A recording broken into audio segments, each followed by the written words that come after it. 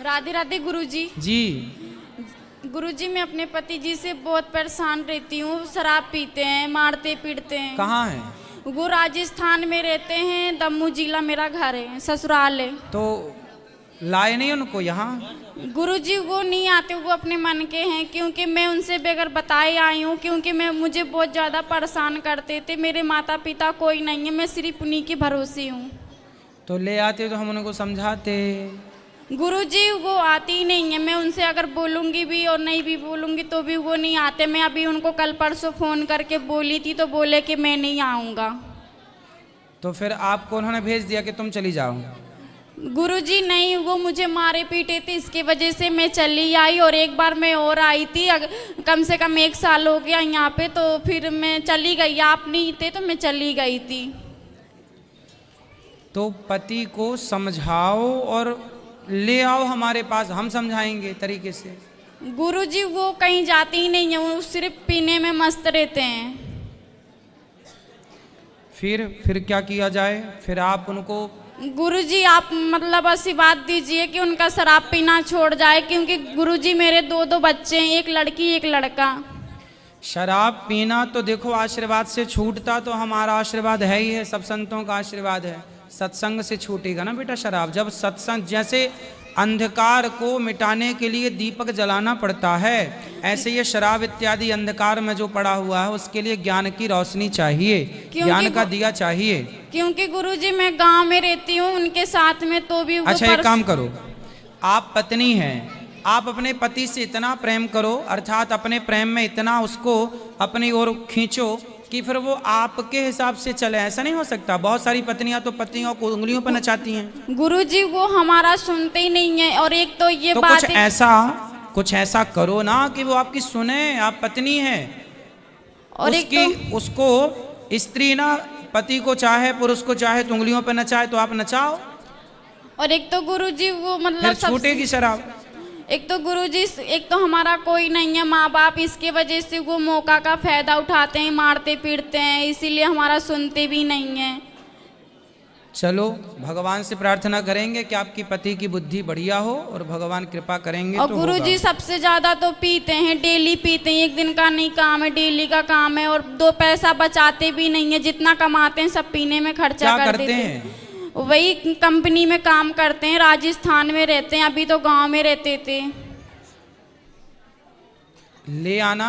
अभी तो हमने जैसा कहा, कोशिश करो कि आप अपने पति को अपने प्रेम में ऐसे मस्त कर लो कि वो आपकी ही बात माने, किसी की ना माने।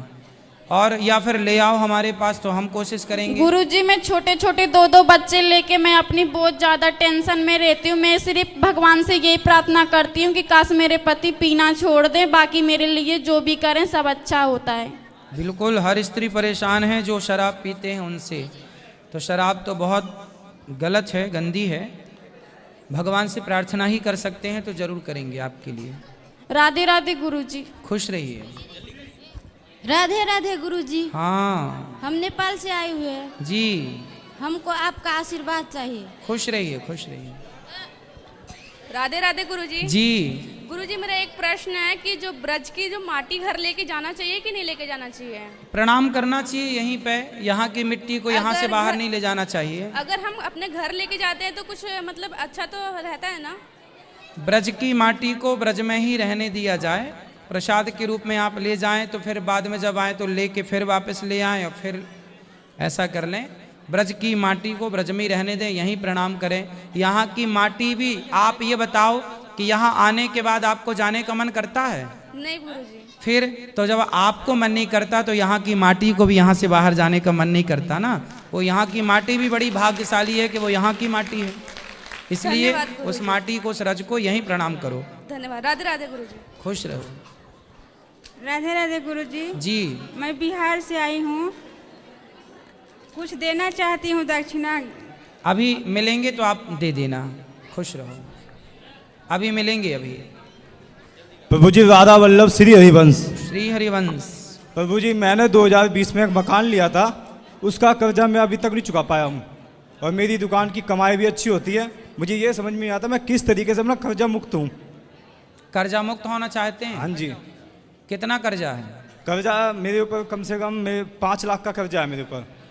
और कमाते कितना हो? कमाता हूँ मैं कम से कम 50 के आसपास कमा लेता हूँ। 50,000 रुपए हाँ जी। महीना? हाँ जी। तो फिर क्या दिक्कत है? प्रभु जी कि खर्चे इतने समझ में नहीं आता है। तो कहाँ खर्चे करते हो? दुकान मेरी रेंट पे है, मकान है, बच्चे तीनों प्राइवेट स्कूल में पढ़ते हैं, 3 बच्चे हैं, बेटी है 9 साल की, बेटा है 9 साल का, एक छोटा बेटा है।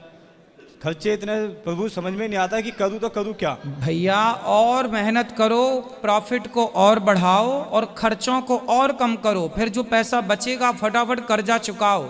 कर्जा आज महाभारत में एक बार यक्ष ने धर्मराज युधिष्ठिर से पूछा कि सबसे सुखी व्यक्ति कौन है? हाँ जी प्रभु। तो वहां धर्मराज युधिष्ठिर ने कहा कि जिसके सिर पर कोई कर्जा ना हो उसे सुखी मानना चाहिए, और दुखी वो है जिसके सिर पर कर्जा है। इसलिए कर्जीला व्यक्ति दुखी होता है। इसलिए जल्दी से जल्दी प्रॉफिट बढ़ाओ, खर्चे कम करो। और देखो, खर्चे लिखना सीखो।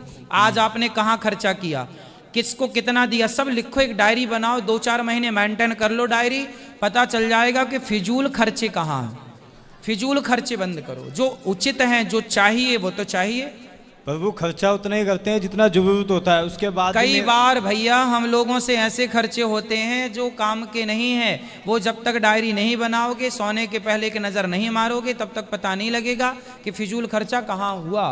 प्रभु जी मेहनत भी मैं इतनी करता हूँ कि सुबह उठता हूँ 7 बजे से रात के 11 बजे तक काम है। मेरी बुटीक है सेक्टर 16 दिल्ली में। हाँ, ये मेहनत भी इतनी करता हूँ, सुबह 7 बजे से रात में 11 बजे 12 बजे तक काम करता हूँ। कोई बात नहीं, और रेस्ट धीरे भी धीरे मिलता है। 5 लाख का कर्जा चुक जाएगा, परेशान ना होइए। थोड़ा और प्रयास कीजिए जितना आप कर सके, बाकी चुक जाएगा। फिर बचा कितना पाते हैं 50,000 में से? प्रभु जी एक एक पाई के लिए परेशान हो जाता हूँ कई बार, एक एक पाई के लिए। मतलब पैसा इधर से आता है और इधर से निकल जाता है, पैसा बचता नहीं है प्रभु। फिर भी बचाना है। गृहस्थ हो ना? हाँ जी। गृहस्थ हो तो गृहस्थ क्या करता है? गृहस्थ को पैसे के 4 भाग करने चाहिए। क्या क्या करना चाहिए? जो हम कमाते हैं, पहला उस कमाई से हमें भविष्य के लिए कुछ पैसा रख देना चाहिए सुरक्षित। जैसे आप 50,000 कमाते हो तो ये थिंकिंग बना लो कि आप 50 नहीं कमाते, आप 30,000 कमाते हो या 40 कमाते हो, 10,000 20,000। इस थिंकिंग से सोचो। यहाँ बहुत लोग ऐसे बैठे हैं जो महीने का 30,000 कमाते हैं, यहाँ बहुत लोग ऐसे बैठे हैं जो महीने का 20,000 कमाते हैं और 20,000 में अपने घर के सारे खर्चे पूरी करते हैं। आप तो फिर भी 50 कमाते हो। जब तक कर्जा नहीं चुक जाए तब तक ये थिंकिंग बनाओ कि हमें 20,000 मिल रहा है महीने का और 30,000, या फिर 30,000 मिल रहा है, 20,000 भूल जाओ और पूरा का पूरा उठा के रखो। हमें कमाई का कुछ हिस्सा भविष्य के लिए रखना चाहिए, कमाई का कुछ हिस्सा उसमें लगाना चाहिए जिससे कमाई हो रही है। व्यापार है तो व्यापार में, तीसरा हिस्सा अपने परिवार में खर्च करना चाहिए, दाल चावल सब्जी रोटी में, और चौथा हिस्सा परोपकार के लिए रखना चाहिए। पर अभी आपके कर्जा है तो परोपकार का हिस्सा भी आप कर्जा चुकाने में लगाओ। बाद में फिर 100 रुपये कमाओ तो 2 रुपये की रोटी किसी को खवा देने से ना 98 रुपये शुद्ध हो जाते हैं। पर वो मेरे द्वार पे कोई आ जाता है, मैं कभी किसी को खाली नहीं जाने देता। फिर ठीक है, किसी वेश में आ जाए। अब आप ये सोचेंगे कि आपको 30,000 रुपये मिलते हैं, ठीक है, 20,000 भूल जाओ। अपने दिमाग से निकाल दो कि आप 50,000 कमाते हैं, 30,000 कमाता हूँ, 20,000 कर्जा के लिए रखूंगा हर हाल में। ऐसे पक्के मन से करोगे तो चुक जाएगा। प्रभु 10 साल की लड़की हो गई, एक फूटी कोड़ी नहीं है घर में, बैग में भी नहीं है प्रभु। लड़की जिसने दी है वही आगे की उसकी व्यवस्था करेगा, उसकी चिंता ना करो, आप अपना कर्म करते रहो। बेटी का विवाह समय होता है तो भगवान, अभी 50,000 कमा रहे हो, जब बेटी का विवाह का समय आएगा तो भगवान आपकी कमाई कई गुना बढ़ा देंगे। भगवान खुद बेटी देने वाला जो है ना, वही उसकी व्यवस्था करने वाला बनता है। हम कुछ नहीं होते ना कुछ करते। बोलो बेटा। गुरुजी राधे राधे। राधे राधे। गुल्लक लेके आए। अच्छा, खुश रहो। किसके लिए लाए हो गुल्लक? आपके लिए। क्यों? हमारे लिए क्यों? सेवा जो होती है उसके लिए ना। हाँ देखो, छोटे छोटे बच्चे भी पैसे बचा के यहाँ अन्य क्षेत्र की सेवा, वृद्ध माओं की सेवा में पैसे लाते हैं। तालियां बजाइए इन बच्चों के लिए। गुरुजी राधे राधे। जी। गुरुजी मैं एक चीज का उत्तर लेना चाहती हूँ बस मैं खाली उत्तर देने आई हो? नहीं पूछने आई हूँ कुछ। बोलो क्या है मेरी माँ? मेरा घर मंदिर था जो टूट गया, मेरे बच्चे खतरे में, बस इसी धर्म के लिए। तो कहाँ चला गया कुछ मंदिर? कर नहीं पा रही। कहाँ चला? तोड़ दिया, 2 साल हो गए। किसने तोड़ा? कुछ हिंदू ने, मुसलमान ने तोड़ दिया, 2 साल हो गए। मैं बाहर पड़ी हूँ कतई। आपका घर तोड़ दिया? मंदिर तोड़ी, 70 साल पुराना घर भी था उसमें। तो मंदिर तोड़ा कि घर तोड़ा? मेरी बेटी खतरे में, वो अपनी जगह भी नहीं बता रही कहाँ वो। तो किससे खतरा है? जिनने घर तोड़ा। किसने तोड़ा? मुसलमान ने तोड़ा था। तो आपका घर कहाँ है? दिल्ली की रहने वाली हूँ मैं। दिल्ली में कहाँ? ये सेवानगर। सेवानगर में कहाँ? ये कोटला मुबारकपुर के पास है। कोटला के पास। तो आपका घर तोड़ दिया मुसलमानों ने, क्यों तोड़ दिया? यूँ करे सरकारी कॉलोनी हमारा तोड़ दिया। तो भाई यदि सरकारी कॉलोनी है तो सरकार तोड़ेगी, मुसलमान क्यों तोड़ रहे हैं? गुरुजी मैं बहुत परेशान हूँ। मैं तो आपका ही घर टूट, वहाँ और भी कोई? बेटियों पे भी दबाव दिया जा रहा है। अच्छा ये बताओ, वहाँ मुसलमान ज्यादा हैं? मुसलमान है, जो जिनने ठेका ले रखा वो मुसलमान थे वो। अच्छा, तो आपका घर तोड़ के वहाँ कॉलोनी बना रहे हैं? हाँ जी, पर मेरी बेटी जन कहाँ, दोनों बेटी बेटा, मेरे एक बेटा 2 बेटी है। तो मुसलमान पता भी नहीं दे, ने धमकी दे रखी है उन्हें। किसने धमकी दी है? जिनने तोड़ा मंदिर। मंदिर भी तोड़ दिया? वो मुझे पता भी नहीं दे रहा कहाँ वो। आपकी बेटी कहाँ पता नहीं है? नहीं पता, बस ये तरह पता दिल्ली में, वैसे तो और कुछ नहीं पता। मैंने लड़का देखा था, लड़की के लिए लड़का भी मार दिया वो। लड़का को मार डाला? हाँ, जो लड़का देख रखा था लड़की के लिए। उसको किसने मार डाला? एक्सीडेंट करके मार दिया उन्हीं लोगों ने। मुसलमानों ने? तो पुलिस को नहीं गई कंप्लेंट करने आप? मैंने वहाँ दिल्ली में पुलिस इंस्पेक्टर को मैंने कंप्लेंट दी थी। तो कंप्लेंट तो उसने कुछ नहीं किया। भाई पुलिस को करना चाहिए। देखो जहाँ मुसलमानों की आबादी ज्यादा है वहाँ से हिंदू ऐसे खदेड़े जा रहे हैं। गुरुजी मेरी ये दिल्ली की हालत है तो भारत में और कहाँ की क्या स्थिति होगी आने वाले टाइम पे देख लो। 29 तारीख जहाँ जहाँ हिंदू कम पड़ रहे हैं वहाँ वहाँ ऐसे खदेड़े जाएंगे हिंदू।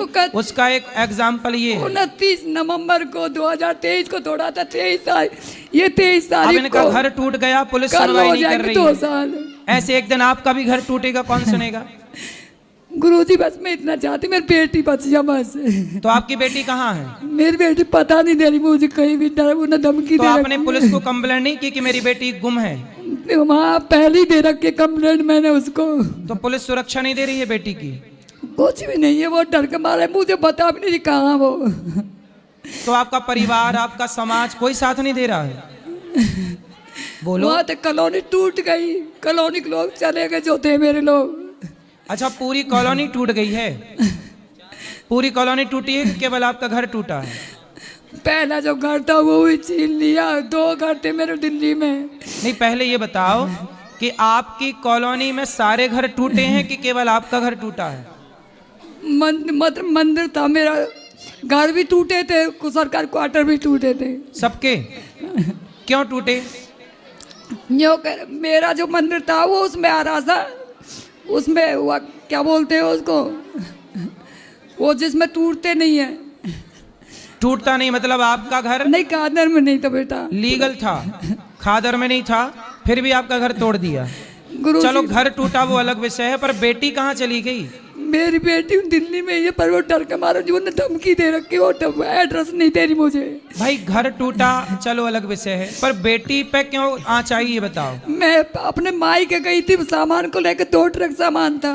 भाई लोग आप चिंता ना करिए, मैं दिल्ली की पुलिस से प्रार्थना करता हूँ कि तुरंत इनकी बेटी को सुरक्षा दी जाए और जिनसे खतरा है उन्हें दंड दिया जाए। और यदि इनका घर सही था तो क्यों तोड़ा गया? गुरुजी एक बात बोलो। गुरुजी मेरी एक इच्छा है, बस मौत गुरु के दर्शन है, जब बस मैं शरीर त्याग दूँ, मुझे नहीं से ये संसार है। पति कहाँ आपके? पति पति भी मार दिया, 13-14 साल हो गए। किसने मार दिया? बाहर ले जाकर मार दिया। वो जन क्या कर दिया उसको मुझे नहीं पता। वो पति बेटा कहाँ आपका? जिंदा गया था, मुझे नहीं पता, तक पता ही नहीं कहाँ गया।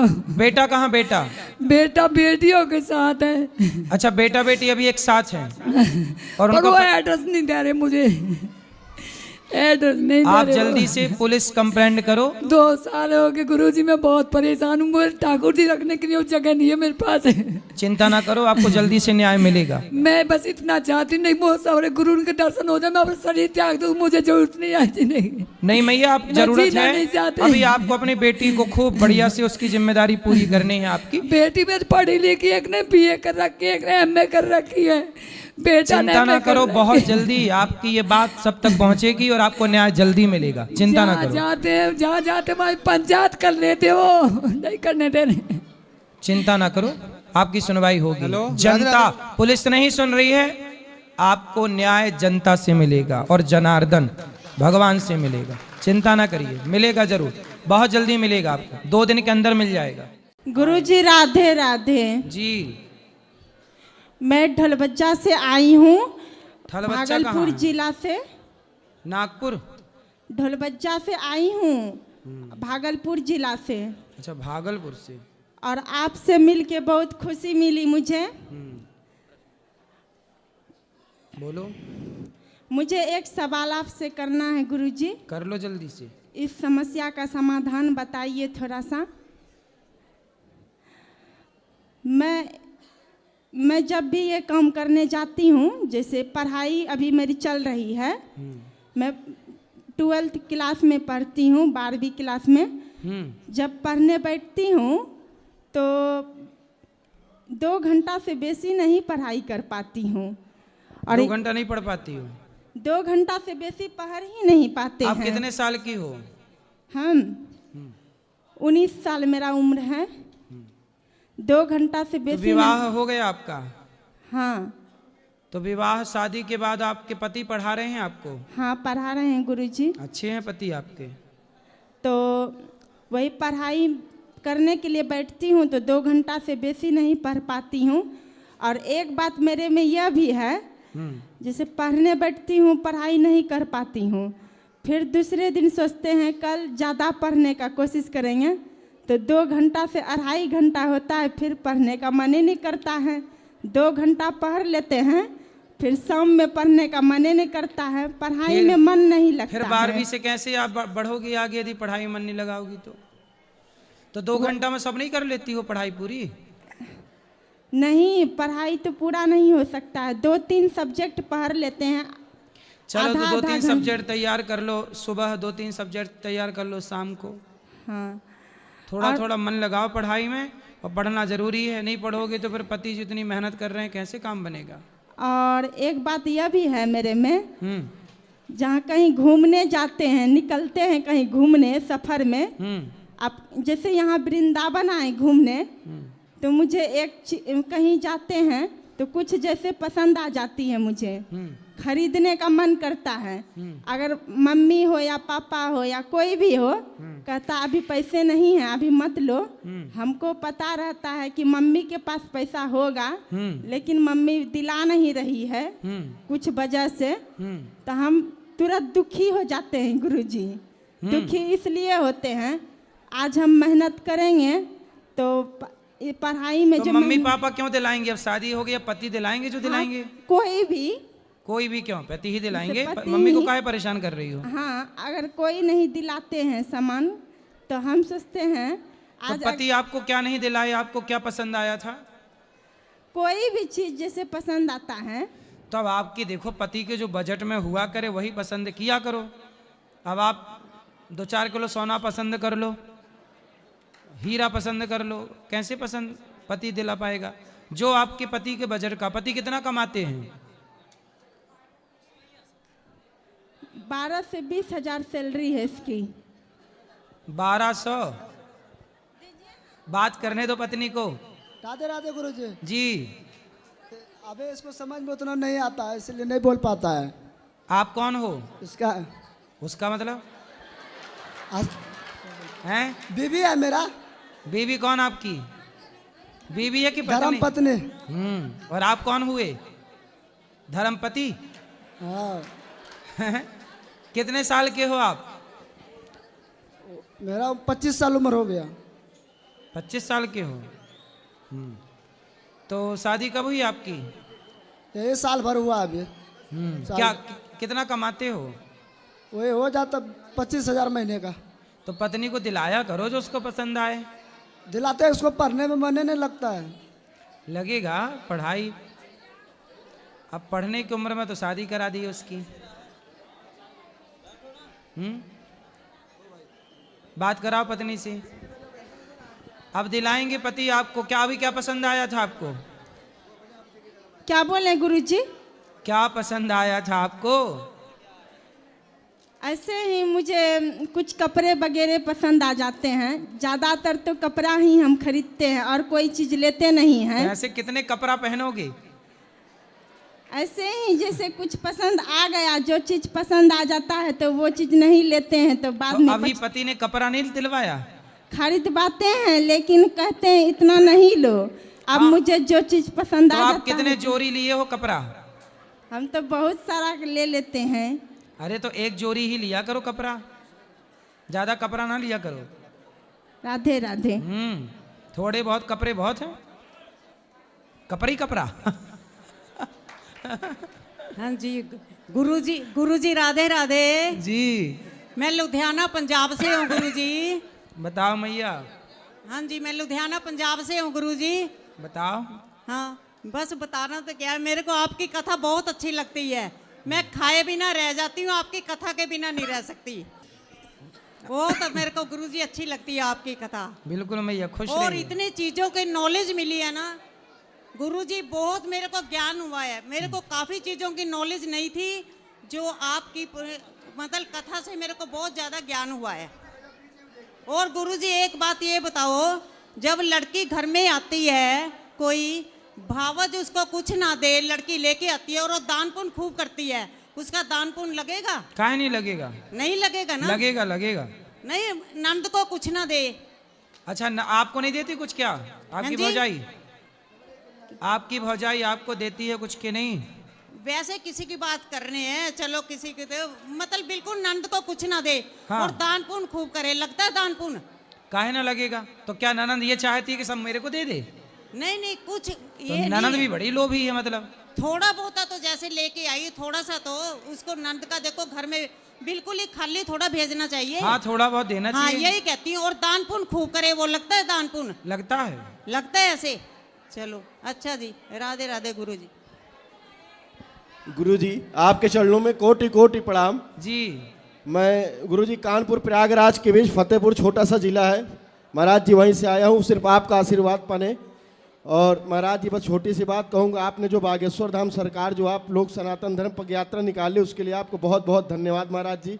और आपको कोटि कोटि प्रणाम महाराज जी। ऐसा ही सब लोग महाराज सनातन की आप सर क्या कहूँ, बस